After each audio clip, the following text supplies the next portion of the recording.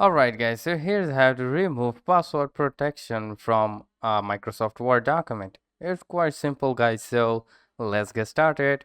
First of all, you need to open the file like I'm doing. So you need to open the file and type the password in to open the file like this. Alright, so after opening the file, you need to simply tap on the left upper side which is on the file. So tap on that and then you need to go to the info. Alright, then from here you can simply tap on this option protect document, and then if you have selected the encrypt with password you need to press it again. Alright, so as you can see we got the password right over here, so you need to clear all the passwords like by tapping on the backspace. Now there is no password, so it is like blank. So after selecting this one you need to tap on OK. So now your file has no password on it. So if you just close this application, make sure to save it first.